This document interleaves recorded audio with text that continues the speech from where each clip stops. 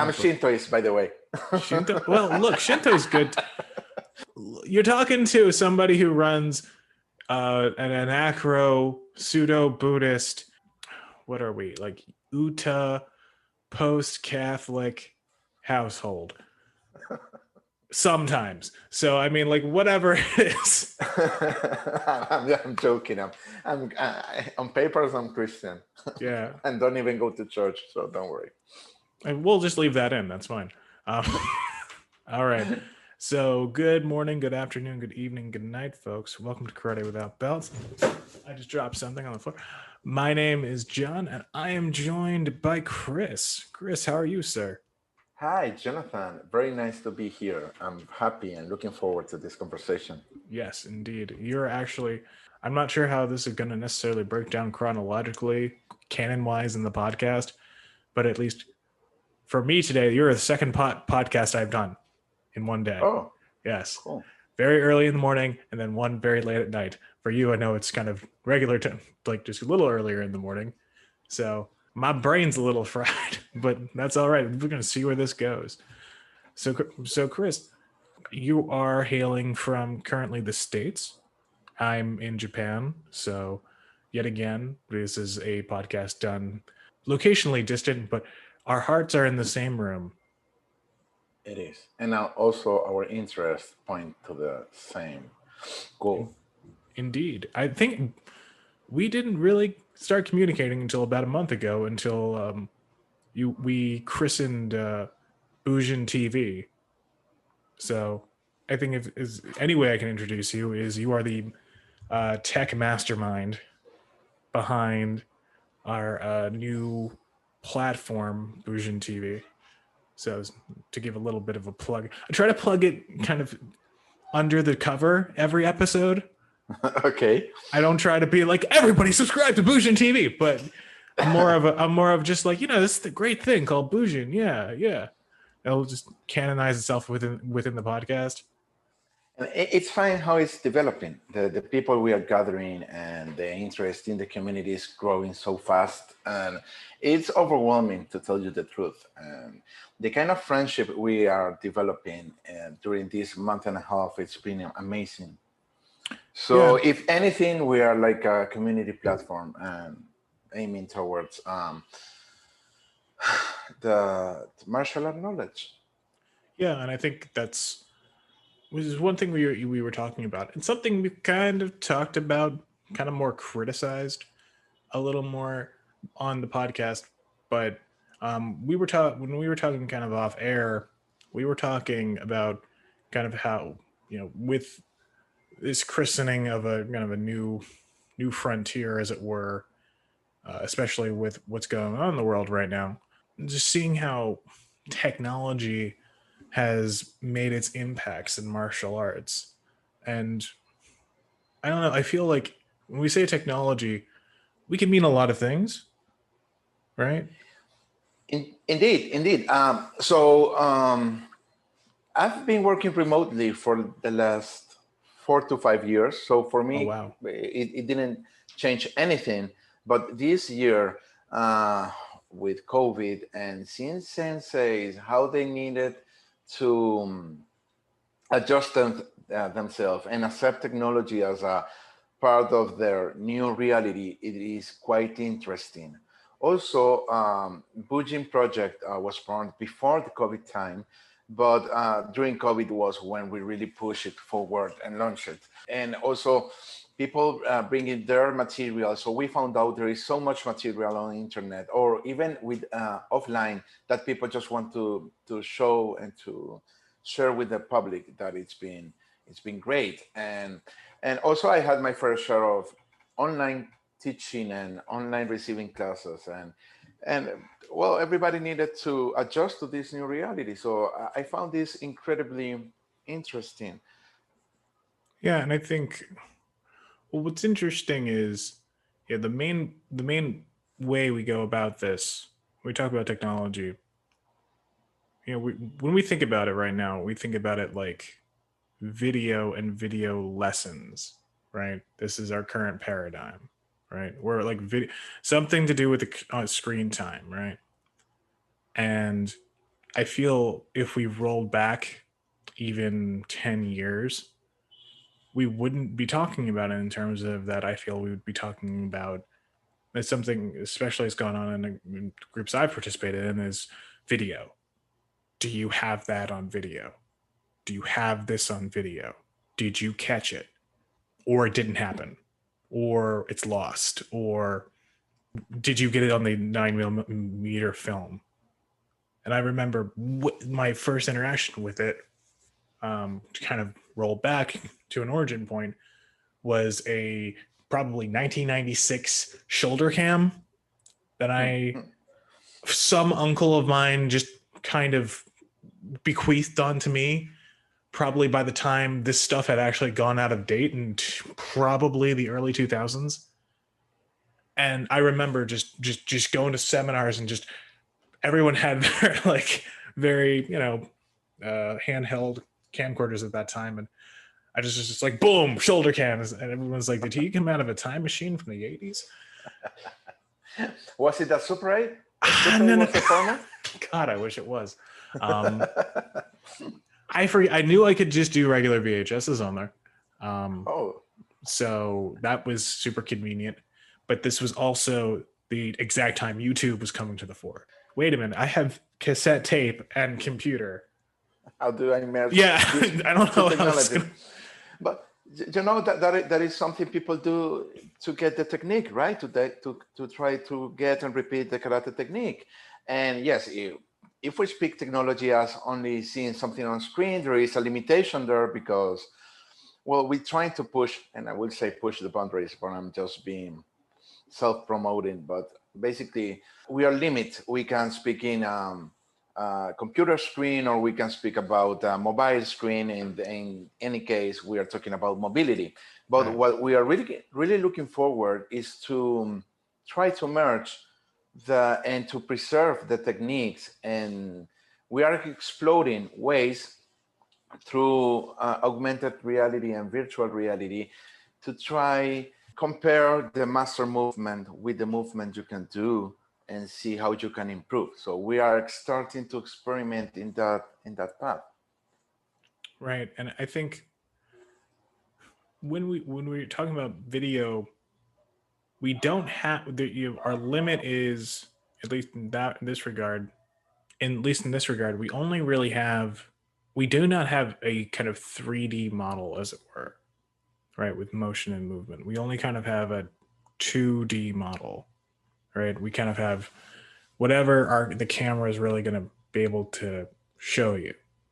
And I remember when I was filming, not forms necessarily, but when people were doing, partner drills, this was the hardest thing to really catch in terms of this medium.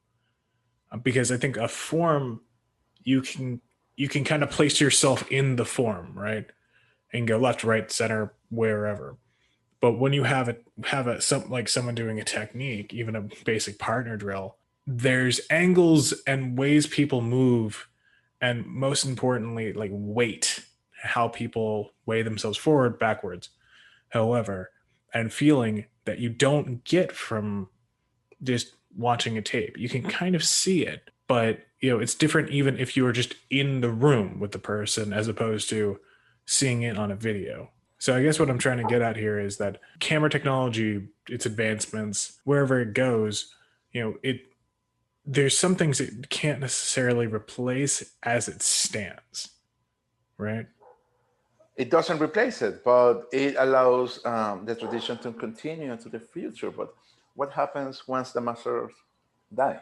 So we get new masters, but and we get new practitioners. But it is always nice to have a good record or how things were done.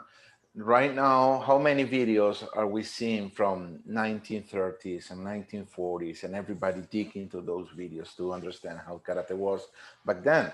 And Mm. now you can see how different karate is now from how really was born. So to keep a record and people be able to study it in the future, I believe is quite interesting. Well, and I think that the raises kind of a interesting intellectual point. Do you think, yeah, I don't know, to say the world goes up, I don't know, there's some war or some natural disaster or whatever, and we just lose a bunch of people. Not to say that we want this situation to ever happen, but as theoretical. From our ability to record this, do you think someone can, enterprising people, people who are really dedicated, could use this information to kind of whole cloth reconstruct an art? Yeah, for sure. Uh, People are reconstructing Shuri Castle from images. I mean, they did a 3D model based on images taken from all over the place, Right. from the tourists, right? So imagine if there were no blueprints of the castle, with this technology, they will be able to replicate the whole structure using that technology, which I find amazing. So you think they can do that with a martial art? Yeah, for sure. How many? Well, not to go very deep, but on the latest Star Wars episode, Princess Leia actress already died, and they generate all the acting from other files, so we could replicate movements easily. Okay. Well, and I think that goes into how many artifacts do we need, video and otherwise, from a technology perspective to actually rebuild something? Like, what would be the essence of how much would we need to capture? What percentage of something would we need to capture to actually rebuild an art? Like, let's say it's a kata, right? When I practice that, I know a lot of people don't practice is ni say shi. We have this, and say I died and everyone else died, and all our videos of us doing me say she somehow got destroyed. But that grainy footage of Mr. Nakamura doing it survived. Do you think from that we could save that kata? Some version of it, we might. I mean, there is technology that traces the body movement. So as long as we can trace the body movement, then we could be able to replicate in a 3D model or whatever we want to do with it. In any case, I believe this is getting very geeky. Well, we will need for sure. We will not need a VHS cam for sure. Maybe several cams, body motion sensors, and some tracking software that will allow to create a bare bone models of how people move, and from there we could not only replicate the form but also make camera movements and see how the thrills of the kata goes in depending on the angles. Because we hear kata is generally, a lot of people describe kata in a lot of different ways, but the one thing that they describe kata as is exactly as you were saying, a blueprint. So Yes. I think with an interesting thought experiment, and I think possibly later on we could do something like this, is to literally to biometric a kata, or to like somehow get that imaging of a kata to the point where the 2D-ness of like just a regular video could be overcome in kind of a 3D way. That is a nice project. That is something. Well, that is where we are thinking long term, actually. Yeah, and I think that's like in terms of documentation. I think that's maybe possible next level stuff. I'm not sure if that's even possible to do at this point. Yeah, it is. Listen, have you seen the concert, the Michael Jackson concert, where they play a hologram of Michael Jackson dancing, and it looked really really real. I only saw them make fun of that on South Park. Okay, I, close I enough from reality. Okay, close enough. I've actually I cannot the only my only interactions with that is that, and then they did some Prince thing in the Super Bowl 2 years ago, and a kid I was Okay. with at the time is like, who is that guy and why is it on a football stadium? Um, Well, I'm quite sure a South Park producer did deep research Deep on how research. this how the technology worked, so we can use that as study material. Yeah, I think that would be an interesting way to kind of see technology. We and the reason I bring this up, and I bring this up with technology, is that I don't know how in your circles how much you've heard this, but in circles I've traveled in, I hear this almost far too often, to the point where I feel like there's a thing that I'm missing, is that, well, it's gonna die, it's all gonna die, we're gonna lose everything, because of too much kata or too many variations on something or too many exercises or something like that, and everyone's worried about preservation, but no one's teaching, or the people are being really selective about who they're teaching or whatever, which is kind of the antithesis of preservation. So That was interesting approach. I don't think anything's gonna die, but what I've realized attending in different forums and stuff is people want to go backwards. People want to go backward, and people want to own a truth. And my version of the truth that I can live with is that there is a point before Second World War II, and there is a point afterwards. And before that, everything was kind of merged, and all the masters said that there is only one karate, and what differed from each other was how they teach it. Shoyu Miyagi Sensei said that, right? right. And so people know this is like the truth. We come from China, and then okay, after everybody accept it comes from China, they want to see from which part of China or from which temple, and to get to the absolute truth. And the more we go in the past, the blurrier it gets. So I believe it's become a pointless conversation. And also, what does it mean that you know more about karate history than I do? It means absolutely nothing. And do we practice a karate the same way they practiced 1 century ago? At the beginning of the podcast, I said we don't. Actually, we are very far away from what they teach at that time. So I believe it's a pointless conversation, and it's not gonna die. It's gonna evolve. Right. And I think with kind of the people group I was referring to was they or I don't even think it's that group. It's more people who are less open. They're less open to having their things learned. I've worked with people who said, "Don't ever put this on XYZ platform. Don't let this be shown in public." Which Okay, I I see. think, to a degree, everyone has the right to privacy. If people don't want stuff shown, everyone's got a right to that. But Well, I would say like they want to keep their copyright of their training, the way they train, or it's right, like a secret killing technique. I think it's more with some folk I've worked with. It's less about like either secret killing technique or copyright, even though there's been odd trademark stuff launched around it. But it's been more like, well, there's this kata that we do. Okay, there's a kata to do. We don't want people videoing it. Why? We want them to learn it. Okay. But we don't want them videoing it. Well, how are they going to remember it if they forget some? Oh, they can video it, but they can't show it in public. Fair enough, right? Like that's fair, but again, the video will only show you a certain angle at a certain time. Even if you get multiple angles of it, you have to put that together in a weird way. And it depends how good you are at putting together a video, right? And integrating that into your training, which I feel this is inevitably, especially if people are worried about preservation, is inevitably going to have to be linked into training somehow. And I don't think, when you walk into a dojo, they'll train you in every which way, but in terms of being able to read something off of a video and copy those motions, I think why everyone is so kind of about it now is because they never learned how to do that. It's so unfamiliar to them that that's why they're getting all antsy about like Zoom training and stuff like that.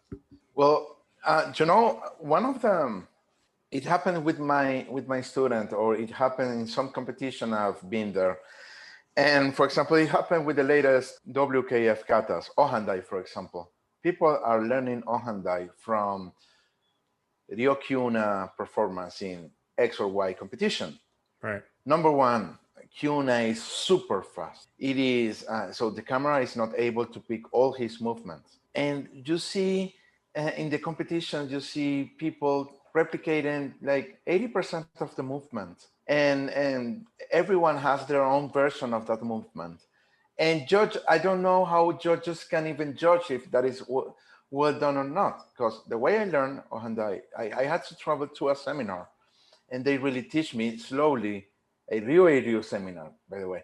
So they teach me slowly. Oh, this movement is like this, and you will see on competition video like boom. Hey, what happened there? It happened this. And on the competition, you are not able to see that. You just see a lot of adrenaline and a lot of strength and speed, but you don't see the inners of the kata. So once you learn the kata, keep it by yourself. I don't think in that sense it will die. I'm sorry about the dogs. Oh no, are you kidding me? This is a welcome callback. We've had dogs on this podcast several times. Their our canine friends are always welcome. So Okay, okay. I'm happy to know that we are in a dog friendly podcast. of course, if you're not in the dog friendly podcast, what are you doing? Um, See, Karate Without Bells, your dog friendly podcast. There we exactly, dog friendly. Adopt, don't shop. Even despite the fact I had to buy a dog one time. Um, he's a good guy. I mean, he just doesn't. He's just not with me right now. He's been on the podcast about 5-6 times, 7 times maybe. I don't know. If I open that door, it's gonna be havoc here. What breed? I have a Labrador and a Jack Russell. Labradors are great. Jack Russells are good too. Yeah, Jack Russell have a temper. Yeah, you're talking about like the fun one and the angry one. Exactly. Which I feel is how that's also I feel like how karate people are sometimes is you have the angry one and the fun one. And you have the serious one, and normally they're the ones who are running the show. But if you have the angry one or the fun one running the show, it's probably not a good idea. So you wanted to talk about some other stuff, right? Yeah, I mean, I think that's what's interesting with kind of getting into technology is how we're kind of crossing over a lot of barriers. And what I didn't realize is, when we kind of started this community recently, is that how many people in different parts of the world are actually doing karate. Like in my mind, we were even just joking before we started, is just like who was listening to a podcast in like Yugoslavia or whatever. Well, there's karate in Yugoslavia, right? There's karate in like Yes.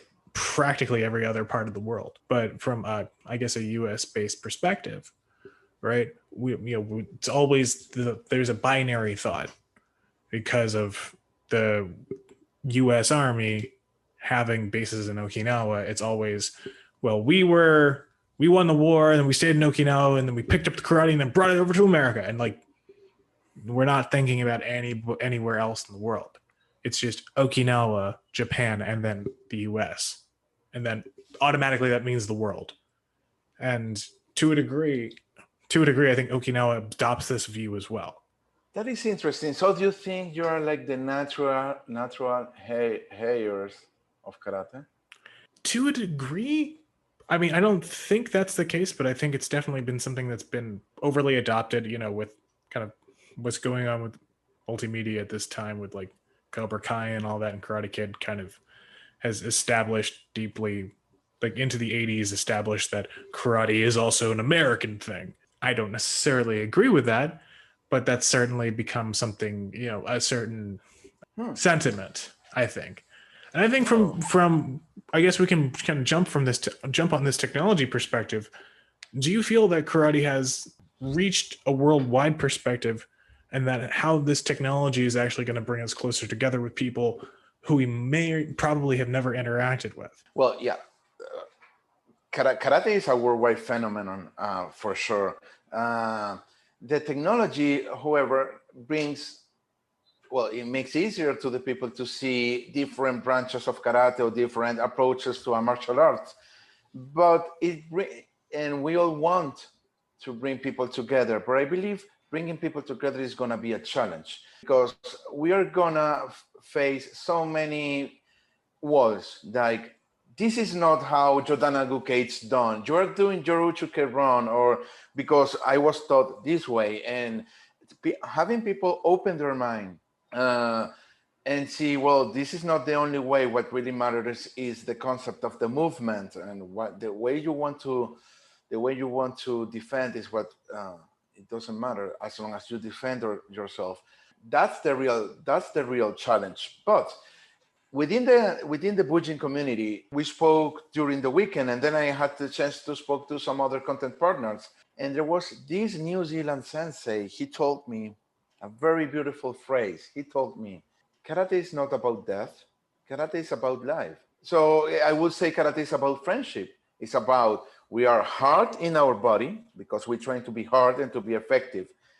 But the more we train, the softer we need to have our heart and be more open to other opinions and to other cultures. So I truly believe Japanese have been really generous on sharing um, this beautiful art to the world. Even if they keep some secret techniques or some secret bunkais to themselves, what they have Right. shared, it's great. And you see, I mean, when you meet somebody who's first dan, the first thing they told you, oh, I'm a karate first dan, or I'm a karate second dan. And when you meet a master, well, they don't say anything, and you will say, he will teach me the secret eye killing technique. No, they teach you about kindness and gentleness and be open. So I want that's to what I learn the take. eye killing technique. Don't you know it? I don't. Did you learn it? I didn't. I can tell you, man. All right, good. Thank God. Well, and definitely. I I see. mean, Hey, I'm gonna do it. Ready? ready? What? What? The technique. Oh God! Ah! You have to undo it quickly. Go! Oh, thank God. Told you. I See. told you. Also, this is an audio Told you. program, so you don't. So our audience doesn't know what's going on. So That's why I show it to you. this is going to be our spin-off podcast, Karate Without Belts audio plays, starring Christian Romanelli. So, you were curious about the perspective changing on countries, and I didn't think that that would be such a theme. But now that you start talking about how you guys see karate, it it you got me curious because I had the chance to teach in US. When I'm in the US, I teach there. And there is a huge difference between, let's say, American kids and Venezuelan kids' approach to karate. Actually, there is a difference between Miami-based kids Hmm. and, let's say, I never teach somebody from Pennsylvania, but I'm quite sure there is a difference between those kids and Pennsylvania ones. Well, one has alligators, one doesn't. I always tend to tell my Japanese kids, and like, yes, America has alligator problems. They come up through the toilet, and they're like, "What?" I'm like, "Yeah." So don't go to America. Uh, but I mean, what is interesting is my perspective of this is, and it definitely depends on where you are, but from kind of the Philadelphia perspective that I have, is that Philadelphia always has this very skeptical view of everything. We're kind of characterized as angry, but we're more cynical in terms of our perspective on things. So like when it comes to karate and stuff like that, there's 9,000 who've lived in Philadelphia, and they're kind of under the radar completely for like 9,000 Shotokan. what? 9,000 doilies? I forget. One died actually this year of COVID. So I need to Oh, do my research, and I'm going to drop it in here when I do the edit of who I'm talking about because I know this happened. Teruyuki Okazaki. To keep this more informative. So unfortunately, you'll have to listen to the whole podcast to find. I'll timeshare the code. But Philadelphia's had this kind of under the hood, influx of karate people. But there's always been this kind of cynical view of it, partially kind of the scrappy nature of the place, but also just because of we don't it's like kind of a put up or shut up attitude. What is this really going to do? Am I really going to be able to make this work? It's kind of this attitude that Philadelphians tend to have. Not all the time, and that doesn't mean they're not kind people. But when it comes to approaching something new or something that may seem foreign, I mean, even though I just said, Americans have kind of adopted a karate, it's still seen as this perpetual foreign thing, which is not good. But that is because you have Rocky. That's all. But you see, Rocky was nice to people, like relatively nice to people. I mean, he was mean about the boxing, but But um, he was a boxer. I mean, Philadelphia is a boxing city. It's not a karate city. true, true. Even though I think we have more in common with Okinawa than we tend to lead on. But in terms of the attitude, not necessarily in the cynicality, but with just more of the kind of more laid backness. So kind of to give that perspective, right, of where I'm from and kind of how people approach things. But then you teach. I've seen other people from like New Zealand, for example, or even England. They approach it in a much more like clinical sort of way, in a more analytical sort of way. Where I haven't seen people in where I'm from really do that, and they kind of more approach it as what is this doing as opposed to how is this going to work. So I'm interested in kind of what your perspective was. Okay, so if you make me choose one, I would say that people that really goes into karate in Venezuela are really leaning towards competition karate.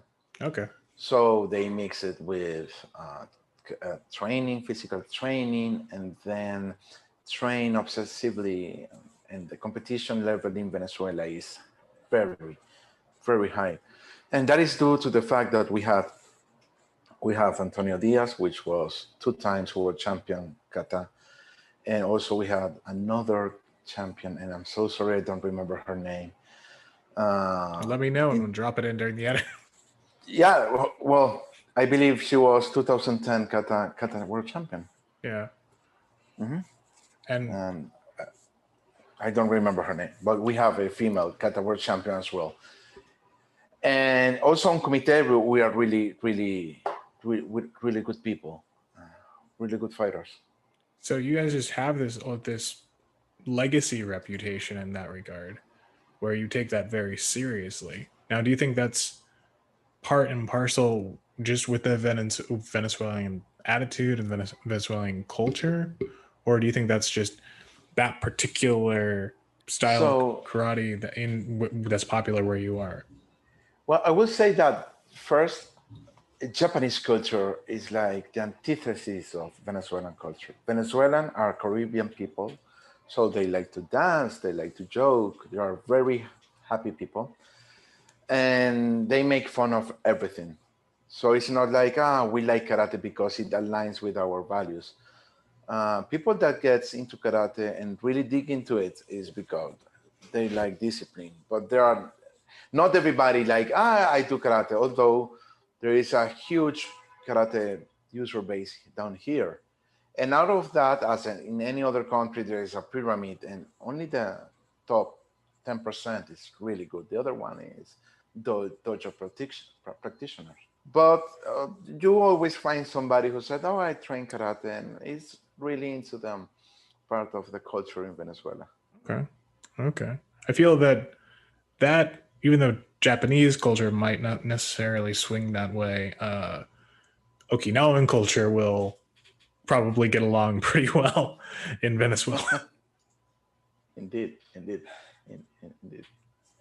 I can talk to you about the other kempo, not necessarily the karate kempo, but more of the drinking kempo. Train hard, drink hard. It involves a bowl and many people drinking from it, which I think from now on will probably go away. Oh, Unfortunately, it speaks to something else too, where there's even if your culture is a lot more laid back and loose, that there is still something innate with people who want to try to strive and go towards competition. They have to inevitably put that part of themselves away in order to achieve a goal. that's right. So But they laugh and they are not super.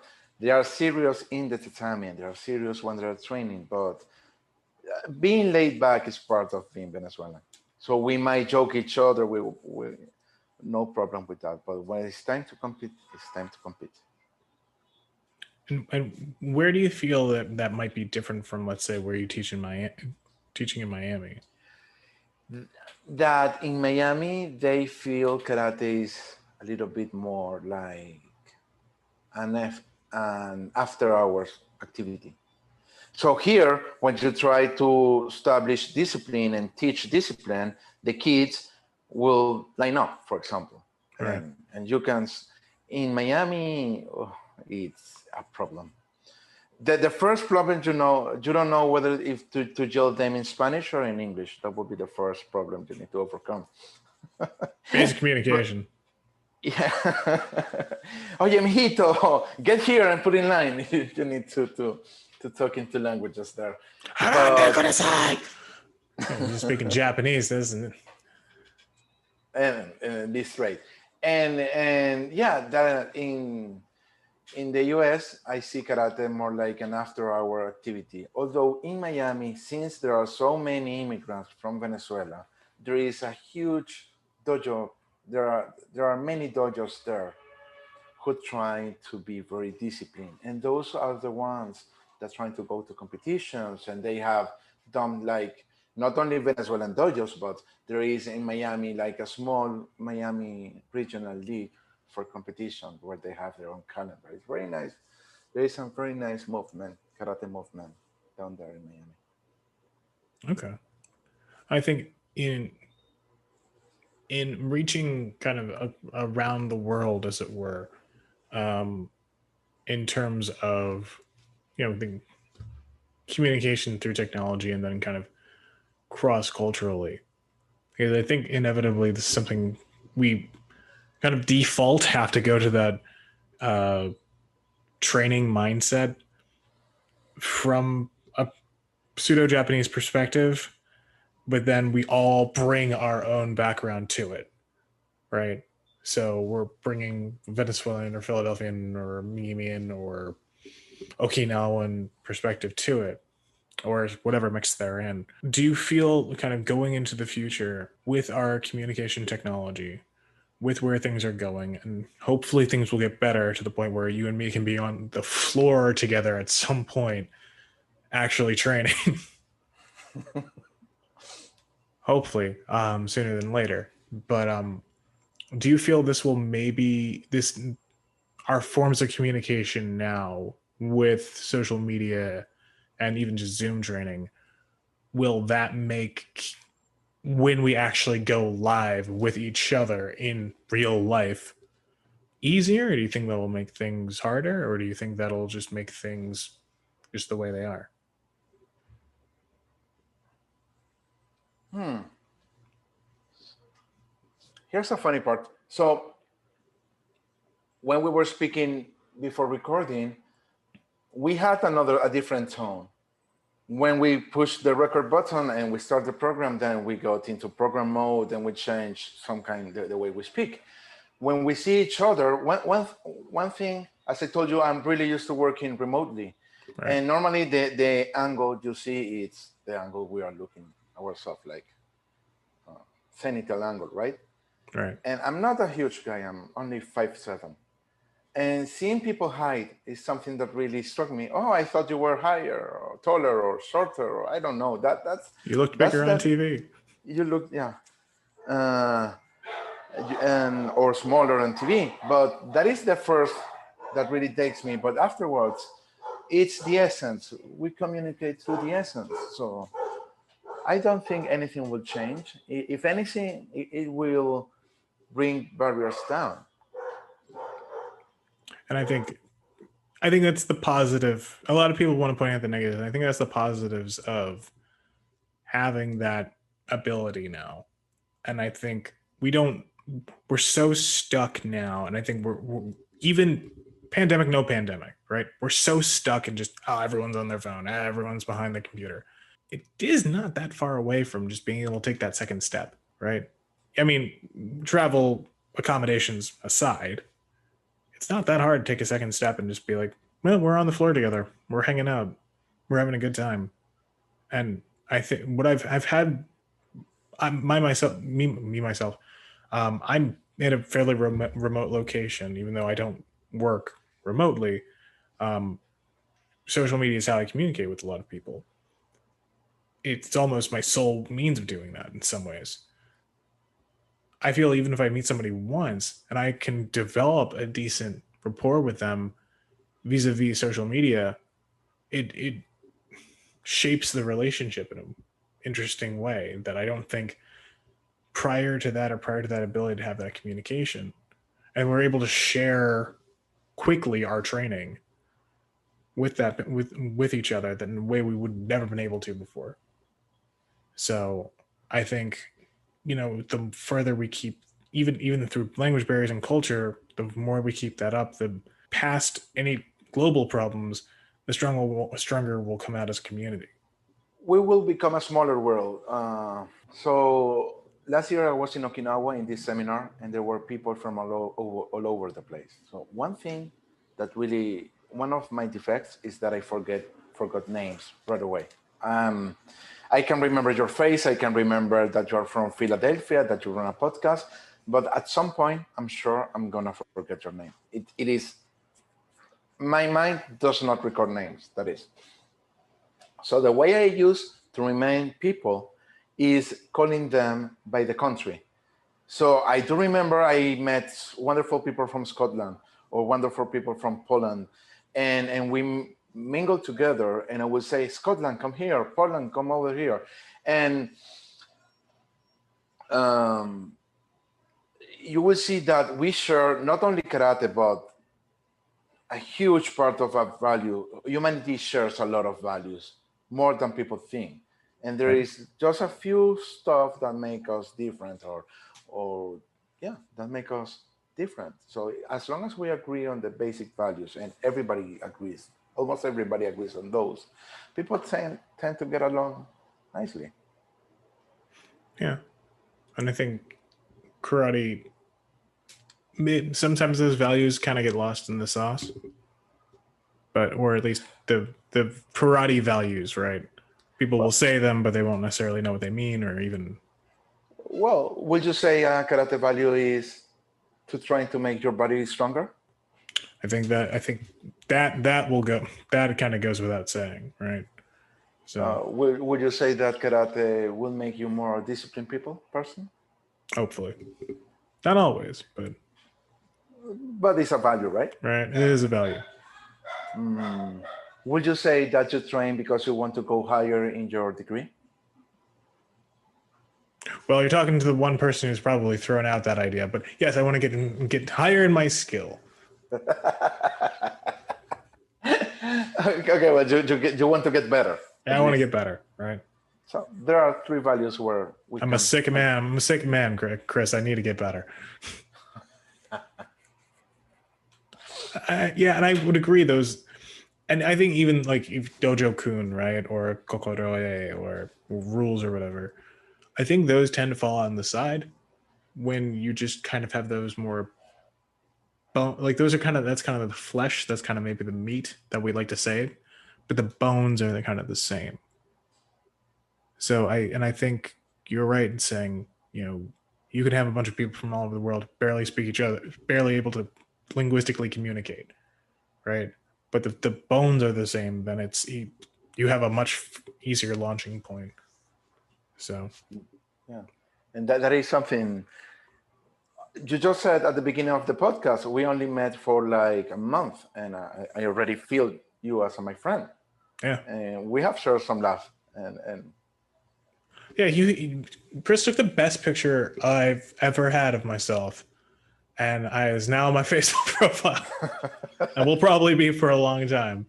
And I didn't know. And that's the thing. I was like, it's interesting things like that. I was just like, I kind of thought you were a much more serious-minded person, and then suddenly shot that photo to me during a conversation, during a quote unquote business meeting, and I was like, "All right, I like this guy."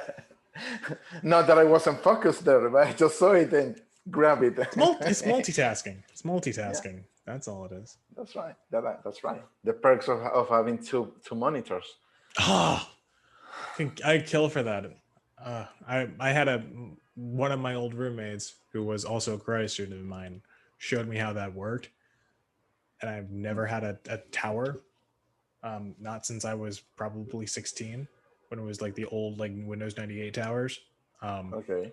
so That's the dream one day, is to have a tower and two monitors and just be able to alternate between them. So Oh, I'm goaling that for probably like after you do that, there is no going back. maybe 5 monitors. Something where like I'm trying to like find Jason Bourne. But yeah, I think communication and kind of the bones of karate through global connection. I think it's probably where we landed on as a topic. Yes, and the use of technology to improve the communication and to share the knowledge. I believe there is a message I would like to leave is that technology will help to preserve the knowledge and will help to share the knowledge in different ways. It's not only videos. It might be augmented reality or virtual reality, or as well with these fitness watches. There are some stuff we could do and improve our training, for example, and that is through the use of technology, or being able to reach X or Y master just by shooting them an email, and hopefully they will reply you back, and that will open so many doors. That whereas 10, 15 years ago, your first window or your first door to karate was your sensei, which is a guide, but and no sensei have all the reality or knows everything about karate. And with these tools, you can investigate yourself and really have a bigger picture of what karate was and is. And I think that's almost the scary thing for a lot of them, is that um, a lot of teachers, a lot of people have been teaching for a while and are rigid in their way of teaching, their way of thinking. Is the moment they've seen like YouTube happened, I'm probably sure a lot of them were either very cynical of it or very scared by it. I mean, possibly both, because suddenly, like, wait, everyone's putting their stuff up. I can see all of this, which I think was probably a shock to the culture. But like the moment we kind of reeled back and been like, okay, how can we use this? How can we better ourselves through it? Right. So I think, This is something I do. I see kihon from kihons from different places, right. and if I see I'm a Shito Ryu practitioner or a Ryu practitioner, if I see a Shotokan kihon, I'll try to see how to implement it into my styles. If I cannot, I just do the Shotokan kihon. That You might know what? help me to reach something I'm striving for. And that's not a bad thing, because I mean, just because you're not in the room physically with someone, talking to that person, communicating with them. I mean, this is the thing we don't understand when we take a video. You don't know who's going to see it. You don't know who you're helping. Like you don't know who's taking a Well, picture of you. Like, you have a follower in Yugoslavia. Ask him to send you a letter. you know what? I should start doing that. We're opening up the letterbox. Starting this episode. Send us in your emails. See? I did that in one episode very early on, and we did get a response. Like somebody sent me an email, kind See? of out of the You're not blue. alone. You're not alone in your room. Was it a hate email? No, it wasn't hate email. It was actually a different karate podcast um, Oh. that I have not crossed over with, and I haven't made had a lot of chance to communicate with, which I should probably Was it do. that deceased letter? What? No, it Was wasn't the it that? season to no, no. And well, the thing is, like Josh, I like to say our senpai podcast was one of the first to publicly pipe up and be like, these guys are great. It sounds like they're hitting the makiwara at the same time, and like as they're doing the podcast, I'm like, no, that's my dog barking.